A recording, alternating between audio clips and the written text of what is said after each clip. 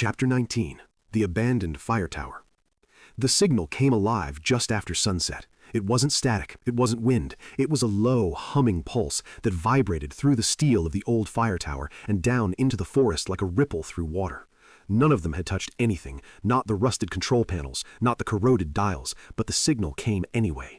Below the tower, the woods had gone silent. No wind, no birds, no bugs, just the hum. Grant was the first to notice the change. He stood by the old observation window, arms folded against the cold, looking out over the endless treetops. When the sound began, his skin prickled and his breath caught in his throat. He turned toward the others. "You guys hear that?" Marissa looked up from her seat on the floor where she was unpacking her bag. "It's probably just the wind," she said, even though her voice betrayed the uncertainty. "It's not wind," Mason said from the opposite corner. He had been fiddling with the ancient radio on the desk, but his hands were still. The noise was coming through the metal itself, through the tower's frame. No one moved. Ray was crouched on the top step of the spiral stairwell, just outside the tower's main room. Her face was pale. "There's something wrong with the forest," she whispered. The five of them had stumbled onto the tower by accident. It wasn't on any map. It had no trail leading to it. After hiking too far off course, they had followed a thinning ridgeline hoping for a view. What they found instead was the fire tower rising out of the treetops like a skeletal lighthouse, its legs bolted into cracked rock, its walls covered in peeling paint and faded government stencils. No signs of use in decades, no footprints, no wildlife, and yet the trapdoor at the top hadn't been locked. Now, as the signal grew stronger, something else happened. The tower shuddered. A tremor, brief but unmistakable, ran through the floorboards. The overhead bulbs flickered to life, even though the power should have been dead. One blinked, another buzzed, then all six lit up in a chain reaction, casting the room in stark yellow light. Ray covered her mouth. Mason stepped back from the desk. Grant moved closer to the door. Marissa whispered, "Did we just turn something on?" "I didn't touch anything," Mason said, "I swear." "Then what the hell is that?" Ray asked, pointing to the metal speaker embedded in the wall just below the radio shelf. It was glowing faintly, a ring of red light blooming outward from its center. The speaker crackled once. Then it spoke. The voice was calm, measured, and utterly wrong. "Coordinates received. Signal confirmed. Response unit in transit." The light in the speaker faded. The hum stopped. The forest remained silent. "What the hell kind of fire tower was this?" Grant muttered. "It's government or military. They used these as surveillance stations back in the 50s. Some of them had backup systems. Maybe this one just rebooted." "It rebooted itself?" Ray said, backing into a corner. "That thing said coordinates received. It's sending something here." Nobody answered. Marissa pulled her coat tighter. "How far are we from the trail again?" 6 or 7 miles, Mason said. "We could hike out now if we move fast. In the dark? Better than staying in a haunted tower." "It's not haunted," Grant said, his tone sharp. "It's tech. Old and weird, yeah, but not supernatural." Marissa looked at him. "The kind of tech that calls things?" Ray turned toward the window. Something was moving through the treetops far below. She didn't see it directly, not a shape or a silhouette. It was more like a distortion, a subtle shift in the light between the trunks. The stars above shimmered like heat waves were rising from the forest. "We need to leave," she said. They packed quickly. Sleeping bags were stuffed half open into packs. Mason ripped the antenna off the radio and tossed it over the railing. Grant shut the trapdoor and yanked the handle down tight. As they filed onto the metal stairwell, the air changed again. It felt thick, not humid, not cold, pressurized, like they were descending into water. By the time they reached the forest floor, the temperature had dropped 10 degrees. Their breath came out in pale clouds. The trees were the same, but the silence was worse. It wasn't just a lack of noise, it was a presence, as if every branch and root was holding still, watching. They started hiking downhill. Mason led, flashlight sweeping the trail ahead. Grant walked last, glancing back every 10 steps. The tower loomed above them, framed by the stars. Its lights had gone out, but something still glowed faintly inside. A pulse, like a heartbeat. Half an hour passed. They should have been nearing the creek by then, the first landmark on their map. Instead, the trail bent and doubled back. Trees they thought they had passed earlier now appeared ahead of them. Mason checked his compass. The needle spun lazily in both directions. "That's not possible," he said. He clicked off his flashlight. Marissa stopped. "What are you doing?" "Watch," he said. In the dark, the forest lit faintly, not from above, from below. The moss and soil glowed a sickly green, bioluminescent like fungus, but pulsing in a pattern. A wave passed through it every 5 seconds, moving outward from a central point. "It's using the ground," Mason whispered. "The signal is still active." Ray was shaking. "This is not natural. This is not from here." They heard it then. A sound. Low, steady, like air being pulled through a massive throat. It came from the trees behind them, back toward the tower. No one spoke. No one had to. They ran. Branches lashed at their faces, roots caught their boots. Every few seconds Grant would glance behind them and see something dark moving between the trunks. Not a figure, not an animal, a gap in the world itself, like space was bending. Ray tripped. Grant grabbed her arm and yanked her upright. They kept moving. Ahead, the forest thinned. Light, not moonlight, artificial. They burst into another clearing and stopped dead. The tower was in front of them again. "That's impossible," Mason gasped. Marissa began to cry. Ray collapsed against a tree, her breath coming in sharp wheezes. "The signal is folding the forest," Mason said, his voice hollow.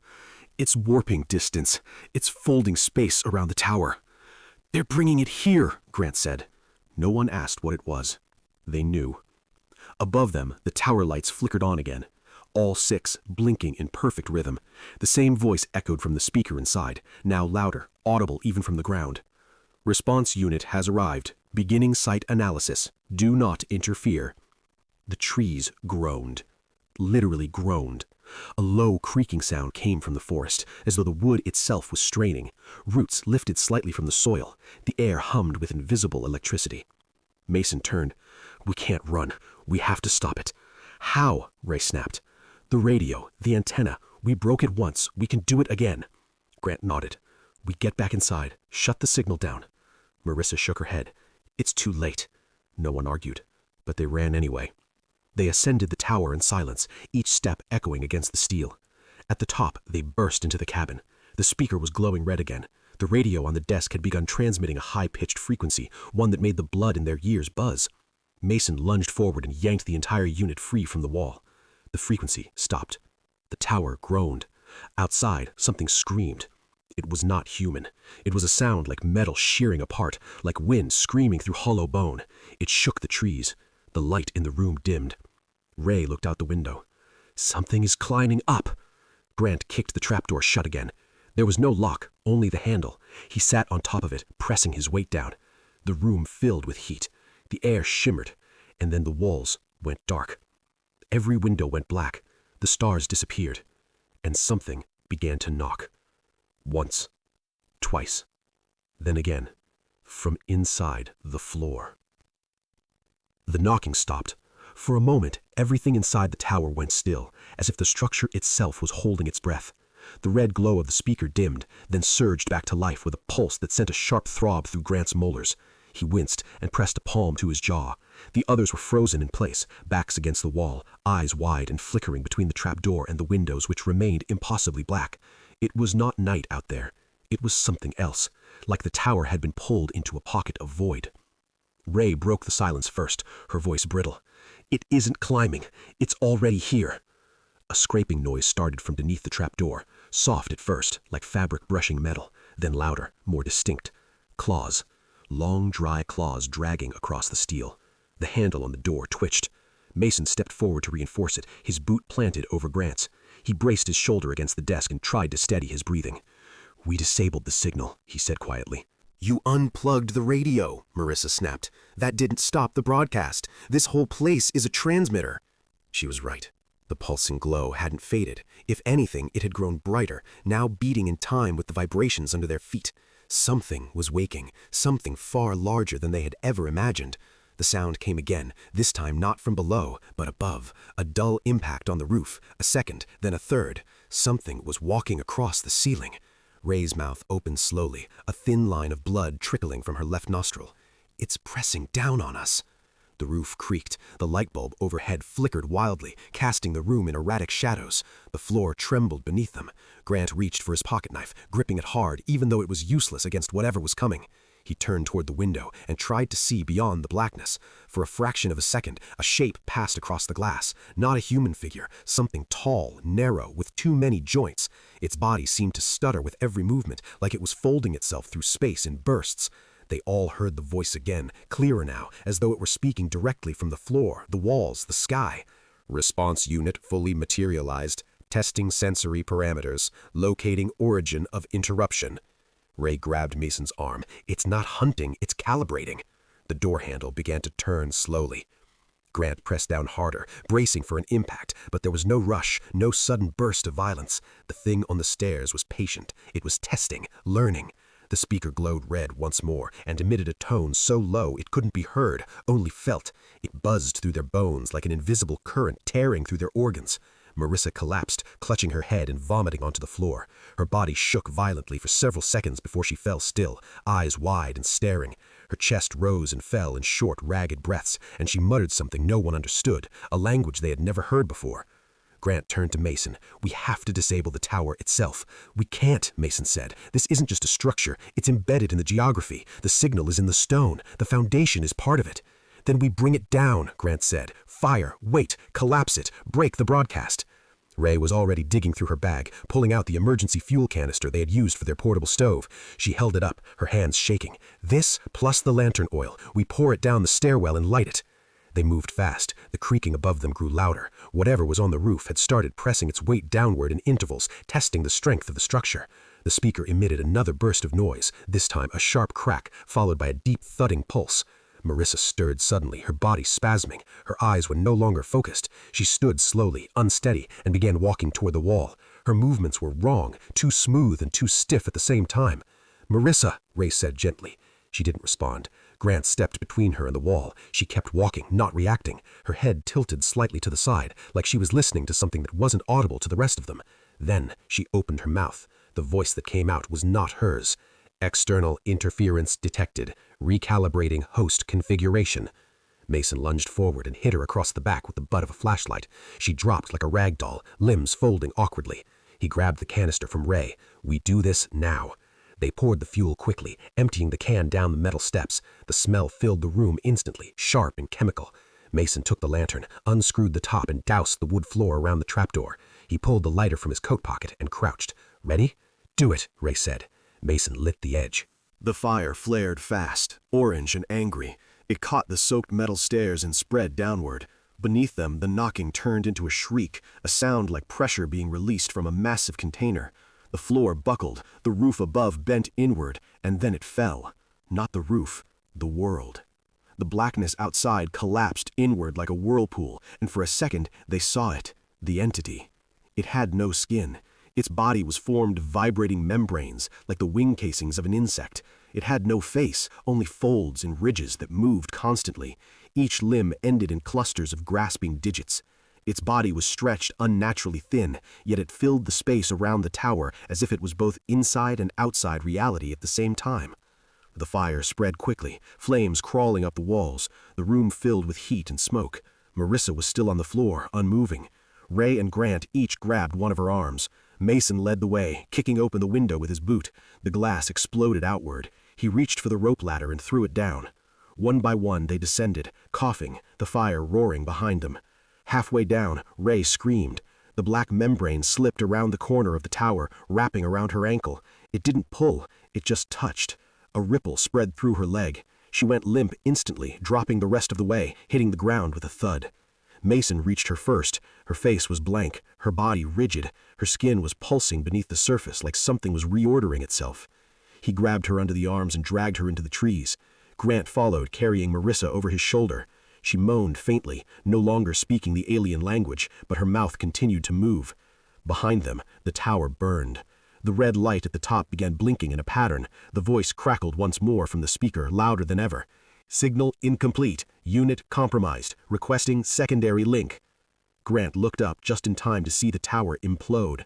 Not from fire, from within. The metal folded inward. The wood turned to ash in an instant. A surge of dark energy burst upward from the pit that remained, blasting through the canopy and leaving a hole in the sky. Then, silence. True silence. They didn't speak for a long time. Ray was still breathing. Marissa was still murmuring. Mason collapsed to his knees. "It was a beacon," he said. "The whole tower. Not a watch station, not a lookout, a signal point, a contact node, and we just answered it." Grant stared at the crater where the tower had stood. "They'll come looking for us, right?" Mason shook his head. "No, we're not on any trail. This tower wasn't on any map. No one's coming." "Then what do we do?" "We stay together," Mason said. "We watch Ray and Marissa. We make sure nothing else comes through. And if it already did, then we survive as long as we can. The forest around them began to move again. Wind, birds, distant rustling.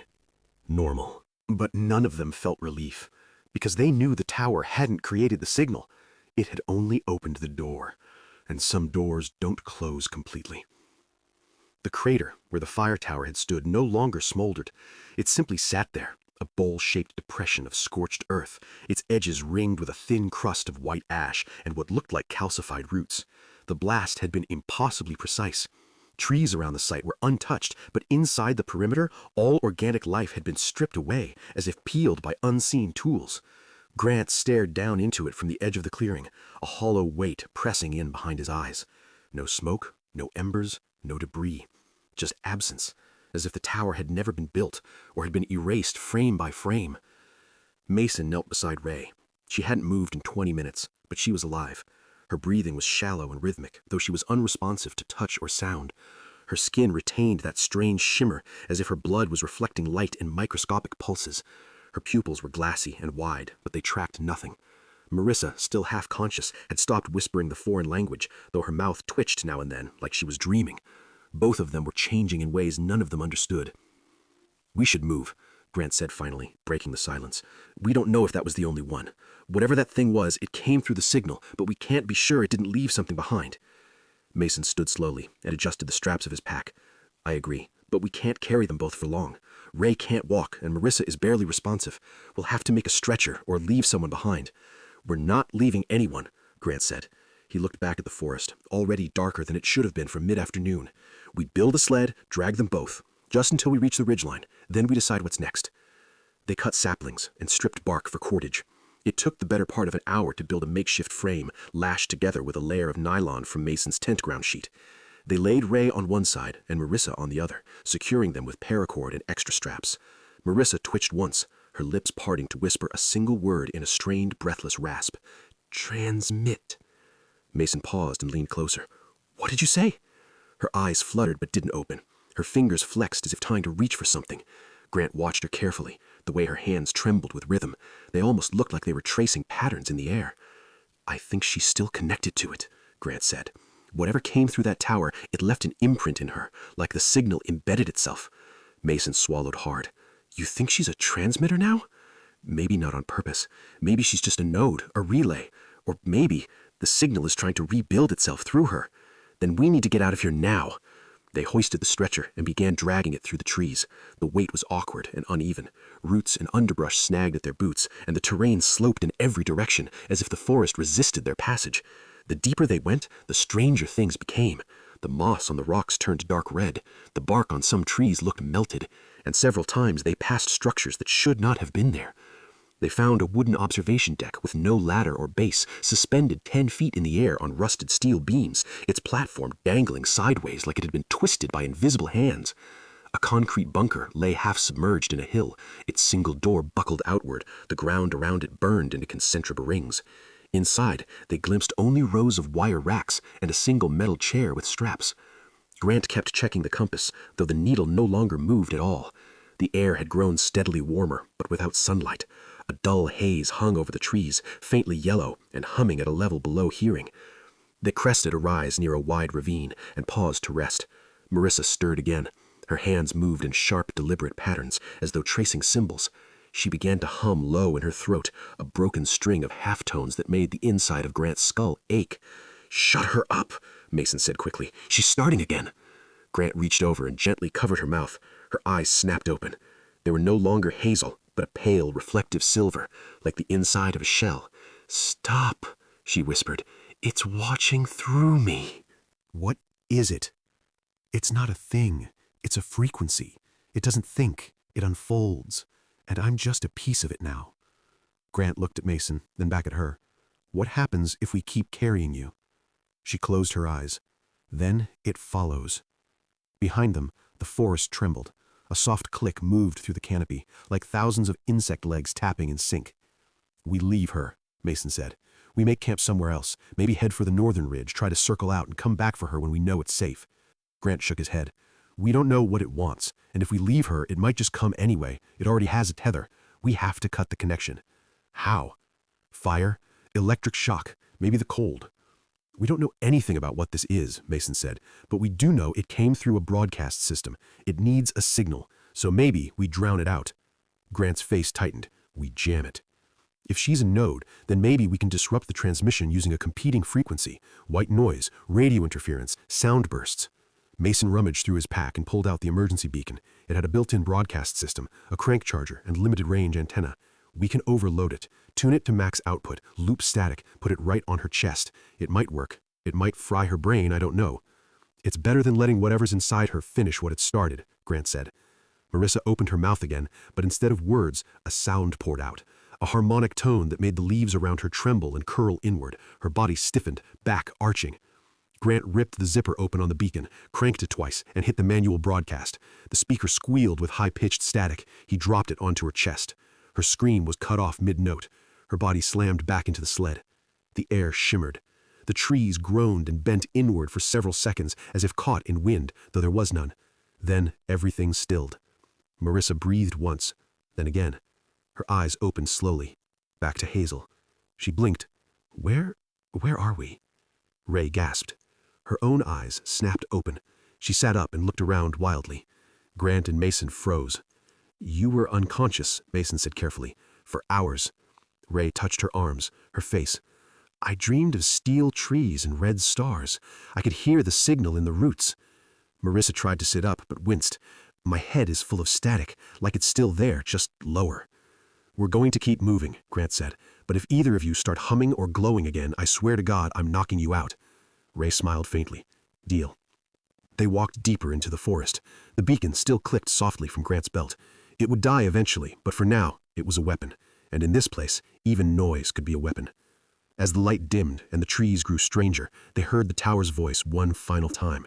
Distant, weak, like a dying signal trying to reach them through dimensions of fog. Secondary unit located. Sequence incomplete. Stand by for reintegration. Then silence. Marissa looked at the others. That wasn't for me. Grant adjusted the grip on the sled. Then it's still transmitting. Then it's not over. Not even close. They kept moving through the forest, following no path, guided only by what looked less poisonous, less strange. Grant kept the emergency beacon turned on and close to Marissa. Every time its static stuttered or dropped in volume, she would flinch and rub her temples, like something inside her had noticed the absence and pushed forward. Ray walked mostly in silence. She had returned to herself, at least for now, but the clarity came with a heaviness behind her eyes, as if she could see a little farther now, but only into worse things. The terrain gradually changed beneath their feet. The trees grew straighter and thinner. The bark was pale, nearly smooth, and the leaves above had no color, just pale gray, waving soundlessly in the still air. Roots below the soil felt artificial, too rigid, like walking across the cables of a massive network. They reached a rise where the forest dipped sharply, revealing a basin of white sand broken only by black slabs of concrete emerging from the surface like gravestones. There, Ray said, nodding toward the far end of the basin. A structure rose just barely above the ground, shaped like a dome but covered in weather-worn camouflage netting. A rusted access ladder curved down into a tunnel. No markings, no symbols. It wasn't on any map. We shouldn't go down there, Marissa said, gripping her head again. That place has no air, only signal. It's all signal. Which is exactly why we should, Grant said. If the fire tower wasn't the source, just the node, maybe that thing came from here. Mason scanned the tree line behind them. We don't have anywhere else to go. That signal is still active. If it's not in her anymore, it's coming from below. We find it, we end it. They crossed the sand slowly. Their boots left no imprints. As they neared the dome, the static from the beacon began to rise, climbing in pitch, distorting. When they reached the access shaft, Mason went down first. The rungs were iron, slick with condensation. 10 feet down, the shaft curved into a corridor of matte steel lined with conduit. The air smelled like ozone. They moved single file. The corridor stretched farther than it should have. Lights flickered to life one by one as they approached, but none turned off. They were walking deeper into something that wanted them aware. Every 20 feet there was a panel, some blinking, some inert. The walls vibrated softly, a signal buried beneath the metal. Ahead, a set of double blast doors stood cracked open. Ray moved up beside Mason. Behind those, she said, is where it comes through. I can feel it pressing forward, like it's waiting to finish its shape. They pushed the doors open. Inside was a round chamber, walls covered in curved black glass, like a planetarium that had been carved out of a machine. In the center was a chair, simple, stainless steel, bolted to the floor. Above it, hanging from a tangle of cables, was a cage of antennae and emitters, still glowing faintly with red pulses. Marissa stopped in the doorway.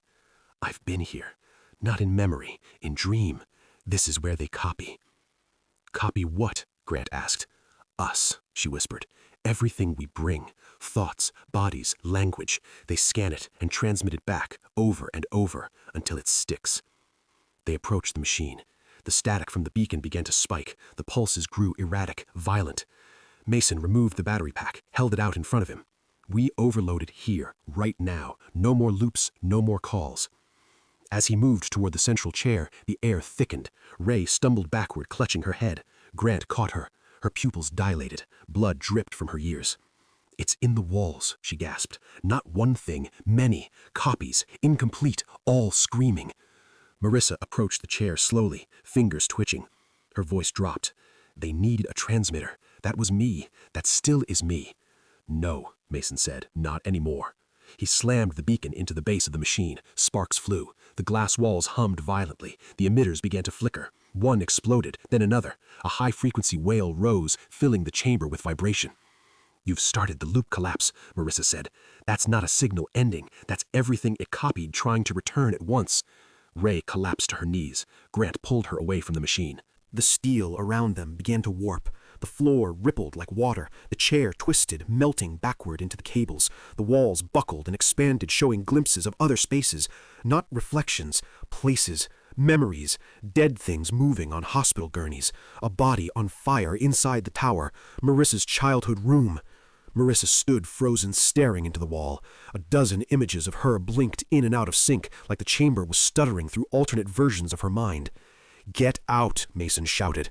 The entrance corridor collapsed inward. A wave of black, fluid-like matter poured into the chamber. Not liquid, not air, something dimensional and wrong. The antennae above flailed, spasming like limbs. The entire dome groaned.